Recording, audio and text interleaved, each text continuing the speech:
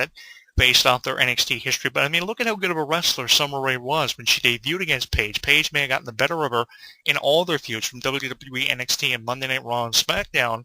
But the thing is, Summer Rae is also consummate, just as consummate as what Paige or someone like a Sasha Banks is, who recently won the NXT Women's Championship. Why can you not give someone like Summer Rae an equal opportunity? Why has it always got to be about the same 4 or 5 divas? Is the same 4 or 5 wrestlers on the male roster in the way of a John Cena and Randy Orton with the responsibility on their shoulders of having to carry the show? Really hate what they're doing with Summer Rae, because Summer Rae, in my opinion, if not the NXT Women's Champion, could at least be given the opportunity to be the #1 contender for the Divas Championship, even if they don't want to give the championship to her. I think so much creativity goes with Summer Rae's character. I mean, look what she did as the Fandango girl. She was a far more effective Fandango girl than anyone else they had in the role, and I definitely think coming off of that, Summer Rae definitely should at least be a top consideration for being a top contender for the championship, if in fact not given the title, because Summer Rae, in my opinion, is associated with a lot of creativity along with a lot of potentiality. And I've done a lot of video blogs on Summer Rae's career and her position in WWE, because more times than enough I haven't agreed with the position of Summer Rae, and now WWE have tried to convince us that they can push her and do something creative with her character, but the only thing they've come up with for her to do is be the Fandango girl, something they could have easily given to an Ava Marie or a Sasha Banks. Anyone can kind of fit in that role. It doesn't take much to come out and bust a few dance moves on the ramp and then in the ring for an entrance, which is really the only purpose you have when you're at the side of someone like a Fandango character who has a lot of emphasis on him. Yes, you take a lot away from Fandango because you're the one that the attention is on, but the thing is, you're focusing on Fandango after the entrance. And how long does a wrestler's entrance usually last? Unless it's an entrance of a Triple H or an Undertaker, anywhere from 45 seconds to a minute. You have a minute of emphasis, and then the emphasis is taken off you and put on the wrestler in the ring against whoever they are wrestling. And the thing is, Summer Rae, in my opinion, is a far more effective wrestler than any role she has had in WWE. It's just WWE have this doubt constantly with people like Summer Rae, and they never give her the benefit of the doubt. I watched the match with Paige and Summer Rae, putting over Paige, obviously, because Paige is the #1 contender as we stand right now with the status of the WWE Divas Division statistics. She will face Nikki Bella at several pay-per-views and house shows for that championship. Really appreciate what they're doing in the program, but I don't appreciate who the put-over girls are in this program, Summer Rae being the biggest one that I don't appreciate being a put-over girl, because she deserves more than being a put-over girl because of what she's doing for Total Divas Seasons 2 and Seasons 3, what she's done for Total Divas in the past, and what she's currently doing now, although she doesn't really have a lot of emphasis on her character on the show and her role. But I really appreciate what she's doing, and in no way she should be being put over as a put-over girl on WWE television to benefit someone like Paige.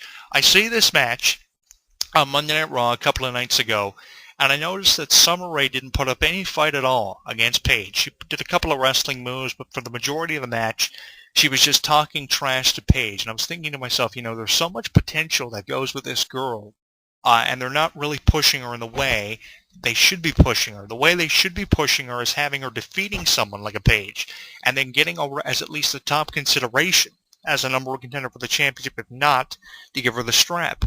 I think that, you can easily get Summer Rae over with a couple of victories. I mean, how many matches has she actually won since she debuted as a diva on the Monday Night Raw roster and the Friday Night SmackDown roster? I don't even think that Summer Rae has won a match. And if she has won a wrestling match, she's only won a match against the likes of a Rosa Mendez, which is no way of putting over like Summer Rae. Here's how you put over someone like Summer Rae. You give her an opportunity at the championship, and you have her put up a hell of a fight against someone like a Nikki Bella or a Paige, and then you have people talking about her on social media. You may not be having her getting title matches all the time, but you're having people talking about her, which is something that nobody is doing about Summer Rae enough. Yes, people are talking about Summer Rae, but they're talking about her and blowing her off, and it's being very repetitive with Summer Rae. People are talking about her, blowing her off, talking about her, blowing her off, talking about her, blowing her off. See the pattern? There is a pattern here, which is very irritating in my opinion, because Summer Rae can win matches because she has the talent.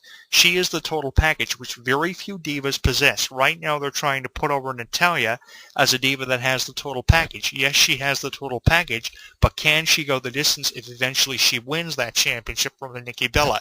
If Paige knocks off Nikki Bella for the championship, there's no doubt in my mind that Paige can really run with the championship. But again, it's deja vu. We've seen Paige as the Divas champion. If Natalya does it, if they reverse it, Natalya does it, and Paige doesn't, again, it's deja vu. So many times we have seen deja vu over and over again with the women's division in WWE and even the NXT women's division, although it comes through when the Divas division doesn't pan out the way that you want it to.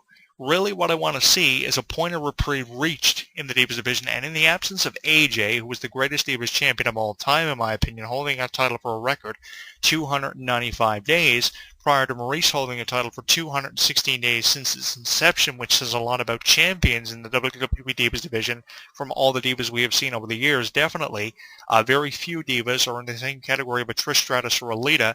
AJ was one of them, and in the absence of AJ taking some time off to focus on things with the reality show Total Divas and things outside of the wrestling business with different roles, in her absence you can really push divas like Paige and divas who have never been in line for a push before, like Summer Rae.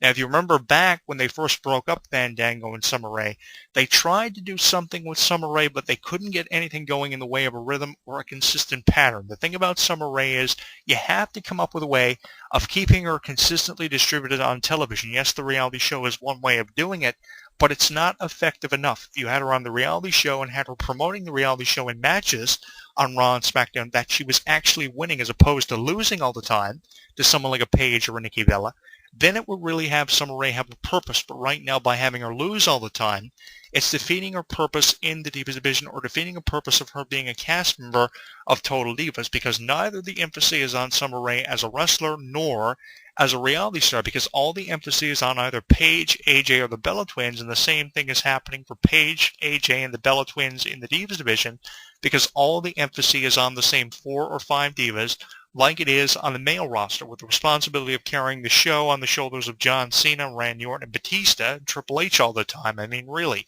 how can you carry a show with the same 4 or 5 wrestlers and having the same 10 or 11 matches every week on WWE programming? We see the same 10 or 11 matches all the time with a different stipulation from match to match, a different kind of angle from match to match, but it's the same 10 or 11 wrestlers with the same 4 or 5 wrestlers having the responsibility on their shoulders of having to carry the show. And they try every once in a while to push someone like a Bray Wyatt, as they do try to push someone like a Natalya, and it never pans out.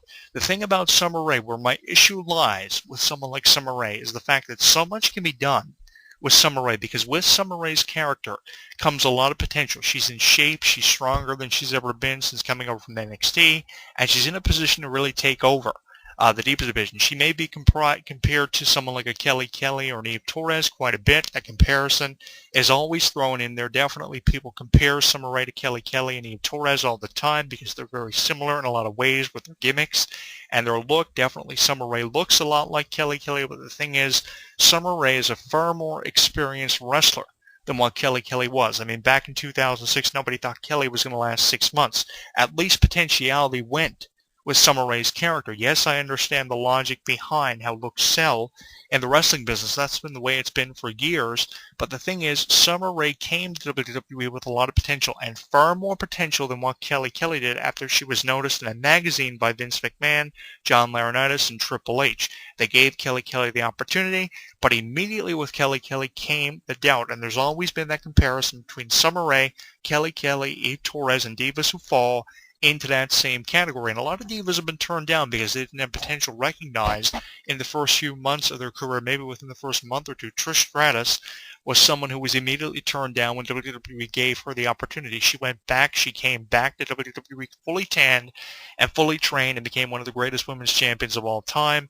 And I think that Summer Rae can eventually do it. It's going to take time, maybe years, before Summer Rae fits in that category, but she can get there. All she needs to be presented with is an opportunity to reach up and grab that proverbial brass ring. And you may criticize me for putting over Summer Rae all the time on this radio show, but the thing is, somebody has got to do it. If you've ever watched NXT Women's Wrestling before, you know what I'm talking about. If you've seen any of Summer Rae's NXT matches on YouTube, you know what I'm talking about. And if you haven't, you've got to go to YouTube and watch some of these matches, especially her program with Paige from NXT. In the first few days of her debut in WWE, she could cut a promo and she could wrestle with the best of them. And if you didn't have Sasha Banks as the NXT Women's Champion, you could easily put Summer Rae over, which she continued to wrestle on NXT when she crossed over from NXT to Raw and SmackDown. You could have easily had Summer Rae, if not Sasha Banks, be the NXT Women's Champion a couple of Wednesday nights ago at NXT Rival, because Summer Rae really has demonstrated pure consistency and the ability to be a consistent, pure wrestler, and that says a lot about the Divas division, because more times than enough, everybody is finding a way of criticizing the Divas division, which I really wish wasn't the case, because the Divas division can go the distance, and it can get to a level of a TNA Knockouts wrestling division or a Ring of Honor women's division, because they have the talent there. The issue is they're not distributing the Divas as effectively as what they could be. And Summer Rae is someone who is just consistently being put on the back burner, and I hate that. I hate when they put a talented diva like Summer Rae on the back burner. I hated it with Paige, which is why I'm a really big fan of Paige finally getting a push without AJ involved in the storyline, because in the first push of Paige, we had AJ consistently popping up all the time. We know what it's like when AJ is Divas Champion. Obviously, AJ is the fan favorite, and that's preferably who wrestling fans would want to see as the Divas Champion, especially with how AJ guaranteed she'd be a 4-time Divas Champion and probably win the award of Diva of the Year in 2015. She won the award. We haven't seen her since. This is a door of opportunity which has magically opened up now for the Divas division, because Divas like Summer Rae, Paige, and the Bella Twins can reach up and grab that proverbial brass ring.